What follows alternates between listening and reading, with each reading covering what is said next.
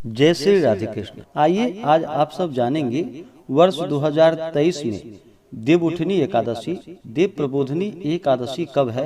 तो जानेंगे व्रत के शुभ मुहूर्त के बारे में, व्रत का पारण कब किया जाएगा, व्रत किस दिन धारण किया जाएगा, व्रत के महत्व के बारे में, नियमों के बारे में। आप सभी भक्तों को देवउठनी एकादशी व्रत की ढेर सारी शुभकामनाएं। आप सभी के जीवन में लक्ष्मी नारायण की कृपा से आप सभी को सभी प्रकार के सुख और समृद्धि की प्राप्ति हो। कार्तिक माह के शुक्ल पक्ष की एकादशी तिथि के दिन देवउठनी एकादशी, देव प्रबोधनी एकादशी का व्रत किया जाता है। भगवान विष्णु जो कि 4 महीनों के लिए योग निद्रा में चले जाते हैं चतुर्मास के दौरान, और फिर देवउठनी एकादशी कार्तिक माह के शुक्ल पक्ष की एकादशी तिथि के दिन देवों का प्रबोधन किया जाता है। इस दिन भगवान विष्णु जो कि जागृत होते हैं और इस दिन के बाद से सभी प्रकार के जितने भी 4 महीनों के लिए शुभ तथा मांगलिक कार्य बंद हो जाते हैं वो सभी शुरू हो जाते हैं। यह एकादशी का व्रत जो कि बड़ा ही पुण्य फलदायी माना गया है। जो भी भक्त सच्ची श्रद्धा के साथ, नियम और निष्ठा के साथ देवउठनी एकादशी के दिन, इस दिन भगवान विष्णु माता लक्ष्मी का पूजन करते हैं, कथा श्रवण करते हैं, व्रत में नियमों का पालन करते हैं, भगवान की आरती करते हैं, तो इस व्रत के प्रभाव से जो कि 1000 अश्वमेध यज्ञ के बराबर पुण्य फलों की प्राप्ति होती है तथा 1000 राजसु यज्ञ करने का पुण्य फल प्राप्त होता है। एकादशी का व्रत जो कि सभी प्रकार के पापों को नष्ट करने वाली है। जब व्यक्ति के पाप और ताप नष्ट होते हैं तभी उनके पुण्यों का उदय हो पाता है, तभी जाकर के सांसारिक सुखों की प्राप्ति हो पाती है। एकादशी का व्रत जो कि प्रत्येक माह के कृष्ण पक्ष और शुक्ल पक्ष की एकादशी तिथि के दिन एकादशी का व्रत किया जाता है। इसे एकादशी या 11 व्रत के नाम से जाना जाता है। एकादशी का व्रत भगवान विष्णु, भगवान श्री कृष्ण को अति प्रिय होता है। तो आइए जानते हैं देवउठनी एकादशी व्रत के शुभ मुहूर्त के बारे में। इस बार वर्ष 2023 में कार्तिक माह शुक्ल पक्ष की एकादशी तिथि प्रारंभ समय जो कि 22 नवंबर 2023 दिन बुधवार रात्रि 11:06 और एकादशी तिथि की जो समाप्ति होगी वह 23 नवंबर 2023 दिन गुरुवार को रात्रि 9:04 पे।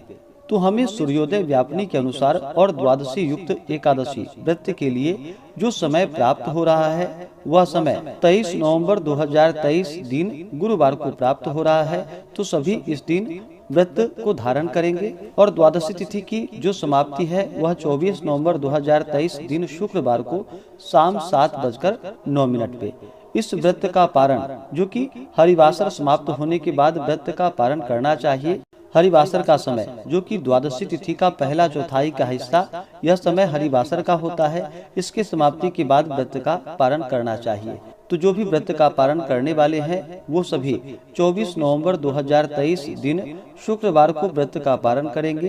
पारण का समय सुबह 6:51 से सुबह 8:57 तक व्रत का पारण किया जाएगा। एकादशी के दिन सूर्योदय का समय होगा जो कि सुबह 6:20 और सूर्यास्त शाम 5:08।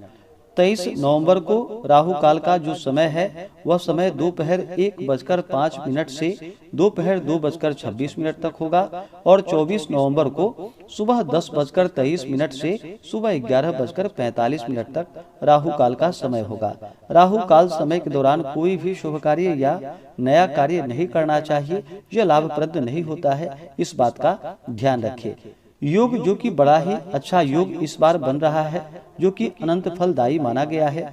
इस बार सर्वार्थ सिद्धि योग बन रहा है जो कि शाम 5:16 से अगले दिन सुबह 6:26 तक 23 नवंबर को सर्वार्थ सिद्धि योग बन रहा है।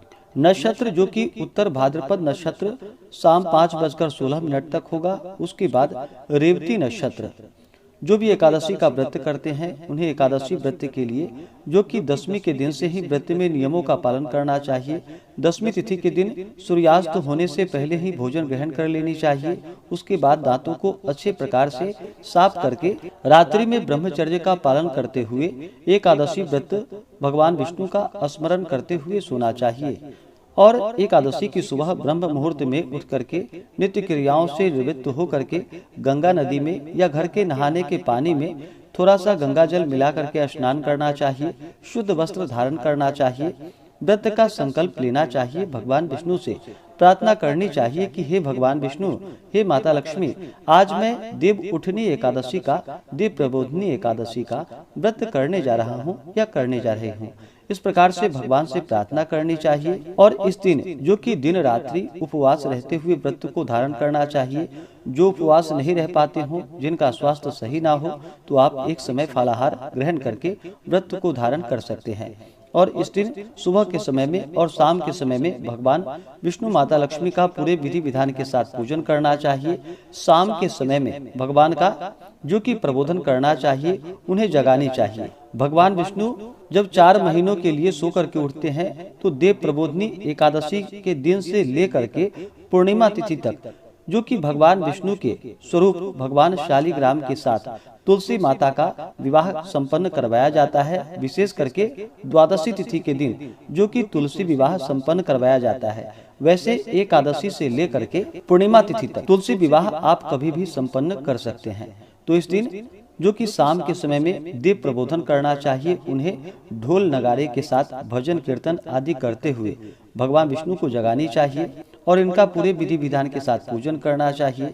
कथा श्रवण करनी चाहिए, भगवान की आरती करनी चाहिए। इस दौरान ओम नमो भगवते वासुदेवाय या श्री कृष्ण गोविंद हरे मुरारी आदि जपते रहना चाहिए और पूर्ण भक्ति भाव के साथ भगवान का पूजन करना चाहिए।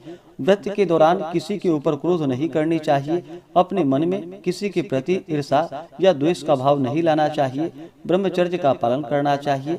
अपने से बड़ों का सदा ही आदर और सम्मान करना चाहिए। एकादशी की रात्रि जहां तक हो सके जागरण करते हुए समय को व्यतीत करना चाहिए और द्वादशी की सुबह उठ करके नित्य क्रियाओं से निवृत्त होकर के गंगा नदी में या घर के नहाने के पानी में थोड़ा सा गंगा जल मिला करके स्नान करके शुद्ध वस्त्र धारण करके भगवान का पूजन और आरती संपन्न करके ब्राह्मणों को भोजन करवानी चाहिए। ब्राह्मणों को दान और दक्षिणा देनी चाहिए और फिर समय के अनुसार व्रत का पारण करना चाहिए। इस प्रकार व्रत को धारण करने से भगवान विष्णु अपने भक्तों पर अति प्रसन्न होते हैं, अपने भक्तों के सभी प्रकार के पापों को नष्ट कर देते हैं तथा सुख और समृद्धि का आशीर्वाद प्रदान करते हैं। तो आशा करता हूँ कि यह जानकारी आपको अच्छा लगा हो।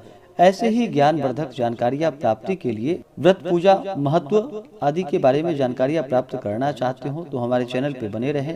चैनल पे अगर आप नए हैं तो चैनल को लाल बटन दबा करके सब्सक्राइब करें, साथ में बेल आइकन घंटी को दबाएं ताकि वीडियो का नोटिफिकेशन आपको समय से मिलता रहे। वीडियो को लाइक करें, शेयर करें।